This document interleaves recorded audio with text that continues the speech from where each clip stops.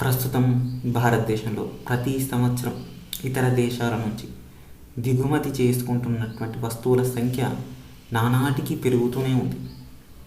అయితే దీనికి అత్యధికంగా ట్యాక్సులు వేయడం ద్వారా గవర్నమెంట్కి అయితే ట్యాక్స్ల రూపంలో లాభాలు వస్తున్నాయి.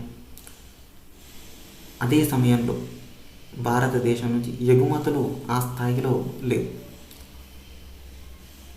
ఎగుమతులు చేస్తే మనకు లాభం వస్తూ ఉంటుంది. ఎందుకంటే మన దగ్గర నుంచి ఉన్నటువంటి దానికి సామాన్య భాషలో అర్థమయ్యే విధంగా చెప్పాలి అని అంటే, ఒక వస్తువు మనం తయారు చేస్తే తక్కువ ధరకు అవుతుంది.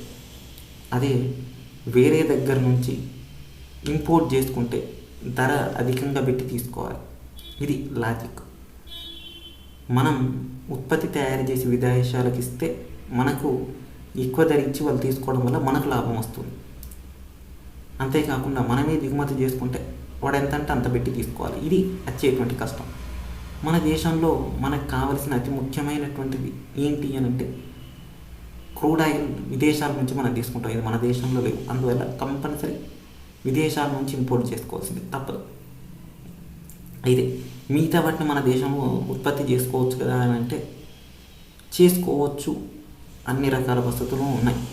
కాబట్టి ఎందుకు ఆ స్థాయిలో చేయట్లేదంటే, ప్రధానమైనటువంటి కారణం రా మెటీరియల్ అందుబాటులో లేకపోవడం ప్రధానమైనటువంటి సమస్య. రెండోది వచ్చేసరికి ఎవరైనా ఏదైనా కంపెనీ కానీ లేకపోతే కుటీర పరిశ్రమలు కానీ పెట్టుకోవాలంటే ప్రధానమైనటువంటిది డబ్బు అందుబాటులో లేక లోన్లు తెచ్చుకోవడం, అది కట్టలేకపోతే కంపెనీ డిఫాల్ట్ అవ్వడం. ఇది భారతదేశంలోని ప్రధాన సమస్య. అంతేకాకుండా నిత్యావసరాలకు సంబంధించినటువంటి విషయాలు స్వయంగా తయారు చేసుకోవాల్సినటువంటి ఇండస్ట్రీని నెలకొల్పుకోకపోవడం, ఇది ప్రధానమైనటువంటి సమస్య. అయితే దిగుమతుల ద్వారా వచ్చేటువంటి సందర్భాల్లో మన దగ్గర ఉన్నటువంటి ఫారిన్ నిల్వలు అత్యధికంగా ఖర్చు పెట్టి ఆ వస్తువులను తీసుకోవాల్సి వస్తుంది. తద్వారా మనకు ఇబ్బందులు ఎదురవుతూ ఉంటాయి. అదే మనం ఎగుమతులు చేస్తుంటే మన దగ్గర ఫారిన్ నిల్వలు పెరుగుతూ ఉంటాయి. ఇది ఇలా పెరగడం ద్వారా ఏమవుతుందంటే రూపాయి విలువ మీద ఆధారపడి ఉంటుంది. ప్రస్తుతం భారతదేశంలో ఒక అమెరికా డాలర్కు మనం ఇక్కడ 83 రూపాయలు చెల్లించాలి. ఇలా జరుగుతూ ఉంటుంది. అంటే ఇక్కడ మన కరెన్సీ అత్యధికంగా ఖర్చు అవుతుంది కాబట్టి ఫారిన్ నిల్వలు అనేవి తగ్గుతూ ఉంటాయి. ఇది ప్రధానమైనటువంటి సమస్య. అట్లా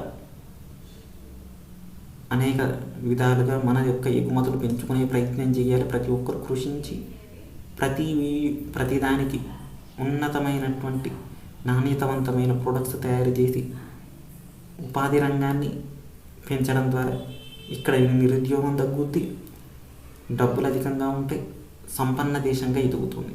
ఇది మనం చేయవలసిన పని. కాకపోతే ప్రస్తుతానికి వాటి మీద ఆధారపడే దిగుమతులు తగ్గించుకునే ప్రయత్నం చేస్తున్నాం. కాకపోతే ఇది ఇప్పటికిప్పుడు జరిగే పని కాదు. దాదాపు ఒక 5-6 సంవత్సరాలు పడుతుంది ఏ ఇండస్ట్రీ నిలదొక్కుకోవడానికి. కాబట్టి ఇంకో 5-6 ఏళ్లలో ఎగుమతులు పెంచుకునే ప్రయత్నం చేస్తూ ఉంటాం. కాబట్టి ఖచ్చితంగా మనం భారతదేశం నెంబర్ 1లో ఉంటుందని ఆర్థిక నిపుణులు పదే పదే చెప్పేటువంటి మాటలు ఇది ప్రస్తుతానికి భారతదేశం దిగుమతులు ఎగుమతుల గురించి పూర్తి స్థాయి నిపుణుల మాటలు. Thank you for watching this video.